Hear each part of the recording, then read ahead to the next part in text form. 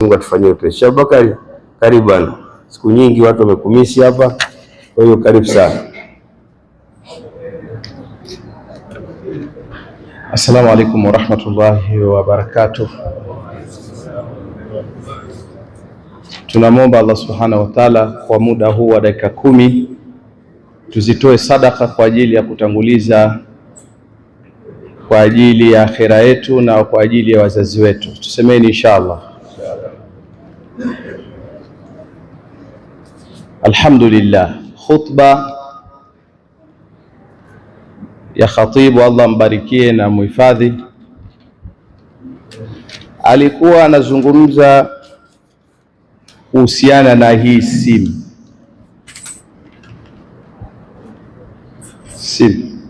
Kama mlimsikia vizuri,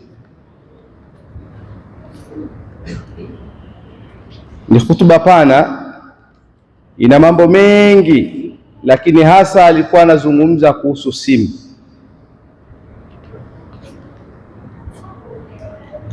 Na bila shaka kila mmoja anayo simu kama ya kwangu, lakini sizungumzi ile simu ya tochi. Ndio hutuba ya khatibu. Inaweza kuwa ni vigumu kuielewa kama ulikuwa unasinzia. Ngoja nikufahamishe kidogo kwa nini khatibu alikuwa anatuzungumzia kuhusu simu tulizo nazo. Msingi wa khatibu ametufungulia na aya ya pili katika suratul Jumaa, huwa alladhi ba'atha fil ummiyina rasulan minhum yatlu alayhim ayatihi wa yuzakkihim wa yuallimuhumul kitaba wal hikma wa in kanu min qablu la fi dhalalin mubin. Akaja kutubwagiza kwa hadithi ya Mtume, innama bu'ithtu liutammima makarimal akhlaq, na aya nyingine katika suratul Qalam, wa innaka la ala khuluqin azim. Alikuwa anazungumzia simu.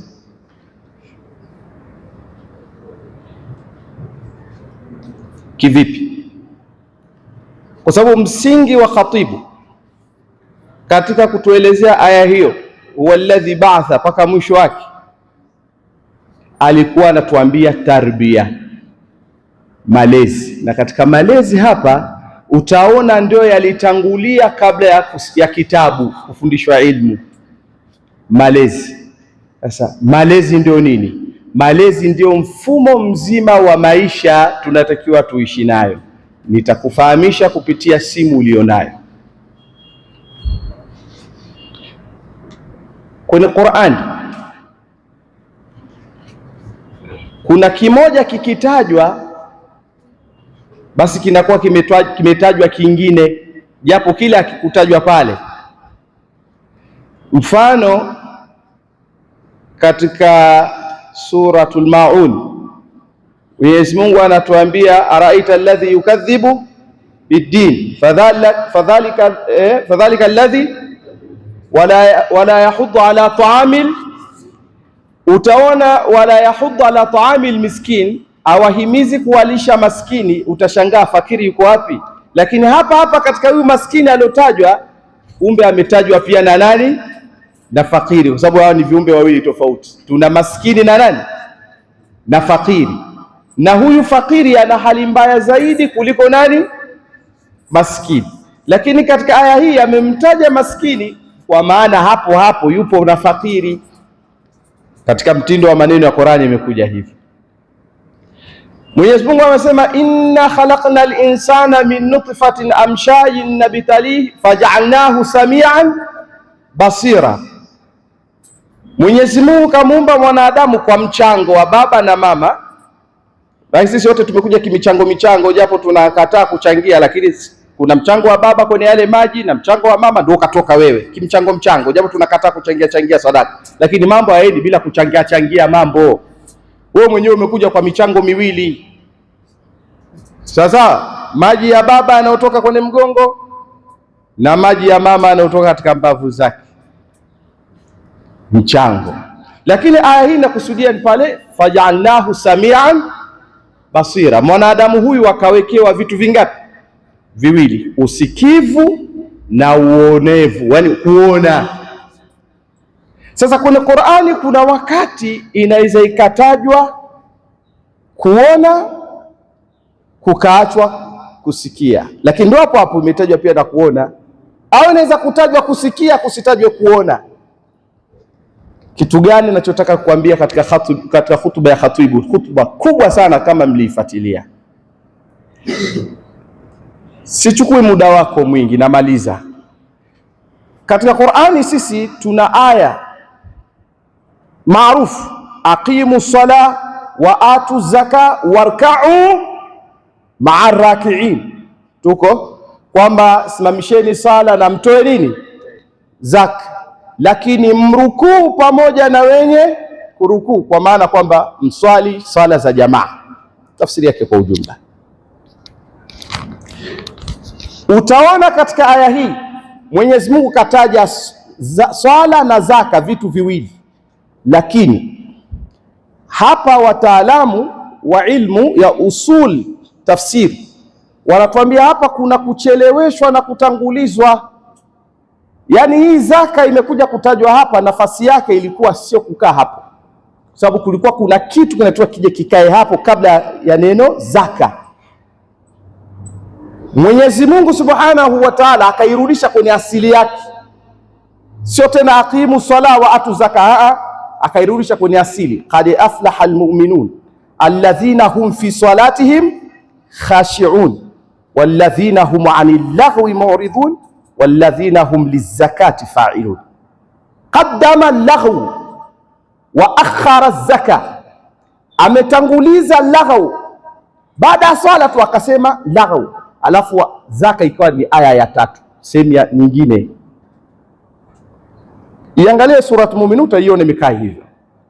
Kwa nini haikuja tena qad aflaha almu'minuna alladhina hum fi salatihim khashi'un walladhina hum lizakati fa'ilun? Singekuja hivyo kwa sababu tumeshajua asili ni hivyo, lakini msingi uliokuwa unakusudiwa pale, hapana, kabla ya swala. Yani ukishatoa sala hapa katikati kuna kitu kinaitwa laghu. Ukitoka kusali usishughulishe na vitu vingine, ambao ni nini? Ni laghu. Allahu ndio haya yanayotusumbua, ndio khatibu sasa alichokuwa anatuambia tujiepushe na laghu, ambao ndio kinyume na maadili mazuri. Laghu ni mambo mabaya, tabia mbaya ambazo kwenye simu zetu zinapatikana wapi?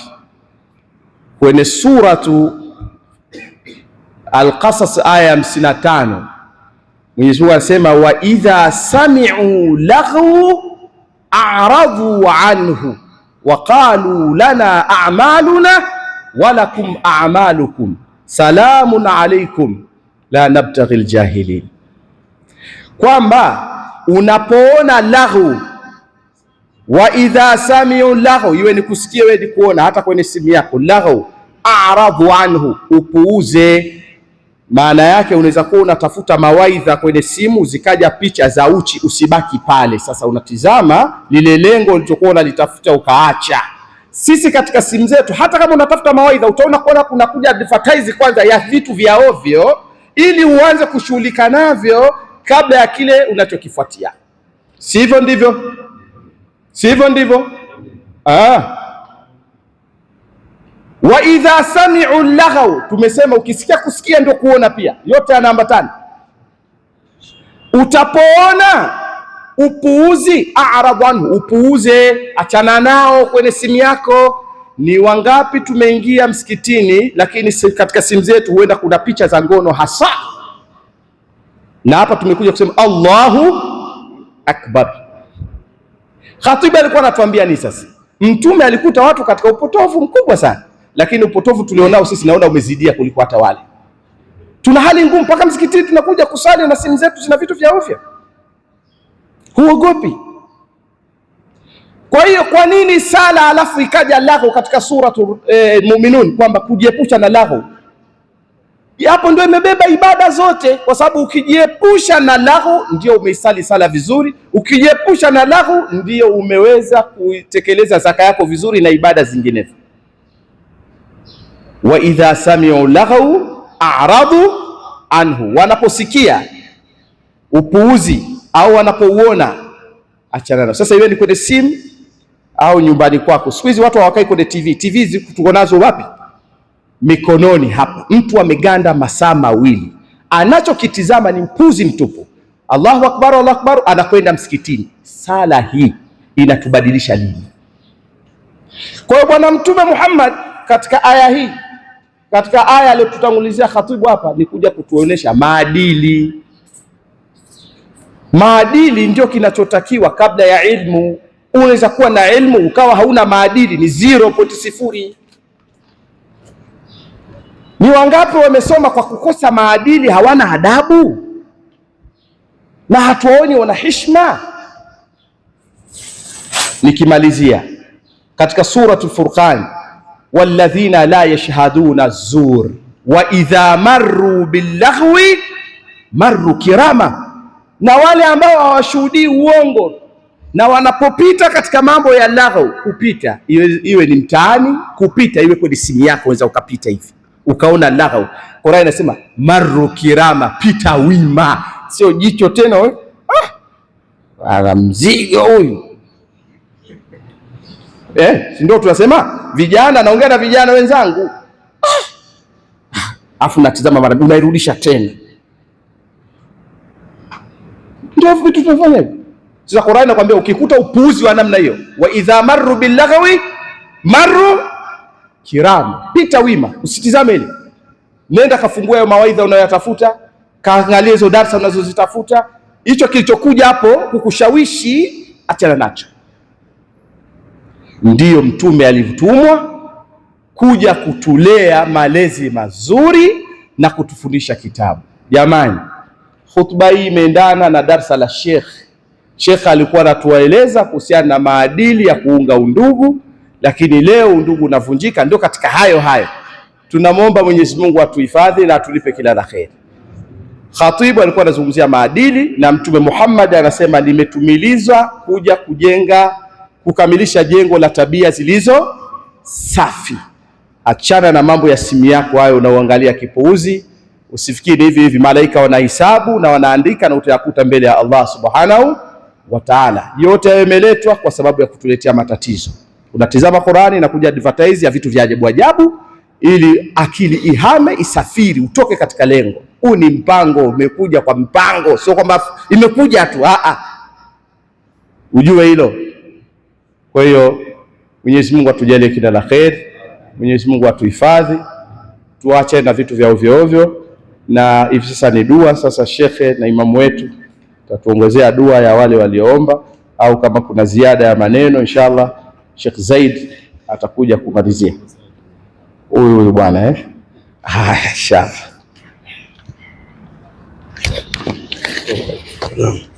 Kabla ya dua